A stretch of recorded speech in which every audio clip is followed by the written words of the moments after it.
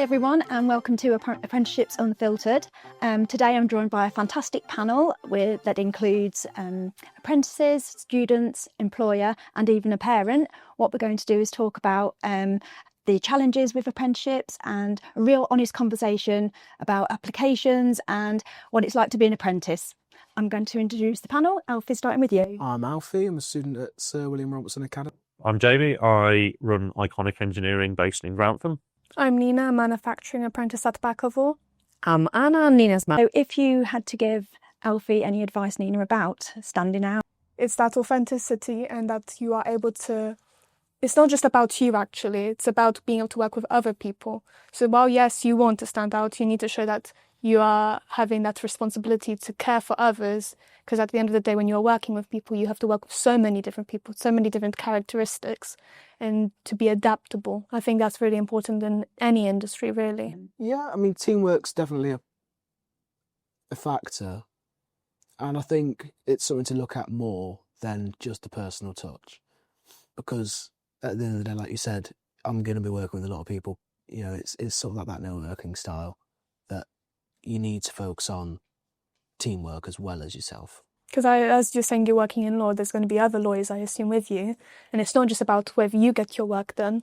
Are you collaborating with the others to also support their research and whatever the role requires for you to do? We've got a chap who works for me, that Mel, who's, in his 70s, not going to be around, certainly not working for me forever. And we have students come through the door. I always say, go and speak to Colin. He knows more than I've ever forgotten, sort of thing, and he's more than happy to share what he knows. But there's this almost like fear of going speaking to this, senior person within the business, and we don't know why, and I said it's a missed opportunity, this communication thing of not being able to just like go over and say, oh, what you doing? Can you show me why you're doing that? And when I was in their shoes, I couldn't wait to get into the workplace and speak to all these people. It's like having like 50 granddads. Do you know what I mean? It's amazing. But these days, there's almost this kind of, I don't know if it's a fear. I don't know if it's just this, I'm not interested. I don't know. Do you think if students were introduced a lot earlier into this working world or to the employers, it would help? I mean, when I left school and became an apprentice, I was 16, and then 16 and one day I was in the workplace with all these grown-ups, and it was a case of sink or swim, and you get on with it. And yeah, you get shouted at every so often, and then you do well and get rewarded, and you got all these ups and downs, but you mature much quicker. Whereas I think at the moment the system we have where people are held in education a lot, which is not a bad thing. Obviously education is great, but the problem is that, and this is only my opinion, but they're held in this kind of pot for a lot longer in their little friend groups, all of the same age, not having to deal with any real world problems. And I think generally students mature a lot later. Whereas I was sort of finishing my apprenticeship when I was like 20, they're only just getting started in their apprenticeships now at that age. And even getting down to the financials of it all. I'd finished my apprenticeship 2021. I was on the same money as all the other guys in the workshop, because I was technically a skilled guy with the same skill set, maybe not the same experience, but I was doing the same job, so I got paid the same money. Nina, I can see you nodding to everything Jamie's saying. What's your opinion on that? So I went for apprenticeship, and I can already see myself being more mature and like developing and thinking about my future and my career. And then when I think about my friends that are in like university, it is kind of not so involved in the actual real world where you're working with adults, senior people who have this expertized knowledge.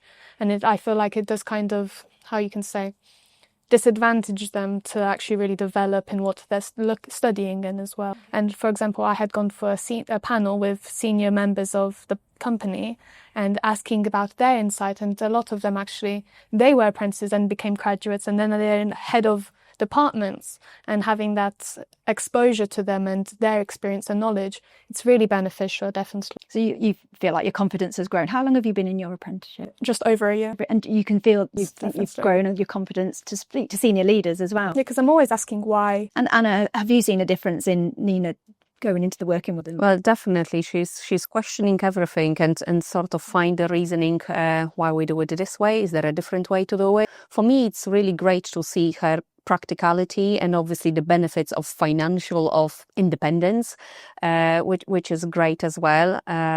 So yeah, I think definitely I feel that apprenticeship was the right way for Nina to go on. And telling the truth, I really wish I was introduced more early to these opportunities. Although I finished university in Poland, I just feel if I would have that opportunity in Poland, I would potentially choose apprenticeship as well, as it's give you practicality, skills, opportunity to work with skilled people, knowledgeable people, and getting qualification at the same time. It's just, for me, mind-blowing that why people don't use that as an opportunity, because this is the way. And I'm like, it's so quick to get into the practicality of the world, and you're not getting only the book knowledge, which I believe university gave me. Yes, I did a little bit of work experience, but it's still not the same as apprentices getting it day in, day out. I would definitely add on to that, because I was very academic focused, but I knew in myself I missed that practicality. So I've not actually worked before this apprenticeship. I did work experience, but not actually exposure to workplace.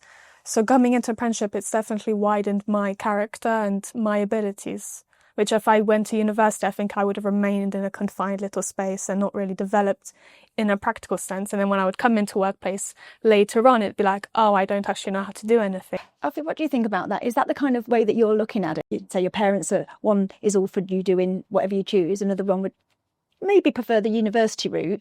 So what do you think about what Anna and Nina have just said regarding being more confident and being in the maturing, I suppose? We're saying maturing a lot quicker. So what do you think about that? Yeah, I wholeheartedly agree. I think the idea of an apprenticeship is just all pros and no cons. You know, I mean, you go into it, you're at least on a wage, you're learning on the job, you come with an experience, which most employers look for these days. The opportunity of going to university where you rack up debt and you don't get the same experience. If I were to look at someone who'd got an apprenticeship and someone who's just graduated university, I know which one I'd rather choose. Yeah, I mean, I would always say there's a time and a place for the university pathway. You know, your doctors, your nurses, your civil engineers, all these sorts of things. There are really good use cases why apprenticeships are, you know, a great way of doing it. I mean, there's all the sort of soft skills that go around it, not just learning your trade, but as you've just discussed, you know, for me, one thing that brought me out of my shell when, you know, I first started was just sitting in the tea room with all the grown-ups, you know, and just listening to conversations. And as I grew up and, you know, life things started to happen and various stresses and things going on in life, you know, a family member die and things like that, you know, you've got this collective of people that have all been through it before, and there's that sort of kind of support network there, you know, whereas when you're sort of in your peer group, you know, going through university, which is great, and you support each other, but you all haven't got that toolbox of life skills, and you're all sort of finding it out for yourselves as you go. So I found that sort of pathway of maturing into, you know, this rounded engineer quite easy, you know, because I knew I had people there that would just help fill in those gaps for me and give me advice and, you know, give me that sort of like emotional cuddle when I needed one. So it's not all about just the education side.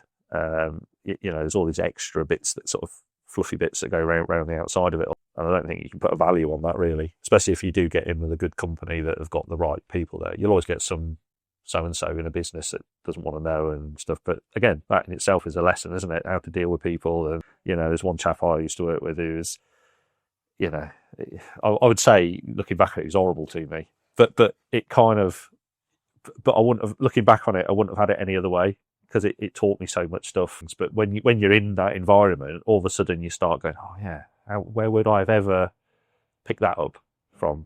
You know, so yeah. And you find some of your lifelong friendships in the workplace. Yeah. I mean, weirdly, different ages. I've just done a job for a company where I needed a bit of assistance, and the guy, I approached another company in Grantham to help me, and the guy that's working there was a guy I worked with when I was an apprentice. He's now working with this other company. So it's great. One of our other customers, the guy who now runs their stores department and inventory and all this sort of stuff, he was the first person that walked me out onto the shop floor where I was an apprentice. And now he's working for someone who's now one of my customers. So we have a weekly interaction still, like nearly 30 years later. You know, and those connections last, you know, decades. It's brilliant, and we reminisce and talk about all the old days and stuff like that. It makes everything nicer, generally, making those connections. It's character building, isn't it? It's developing you. I think we'll make a close there. Thank you so much for your stories and insights.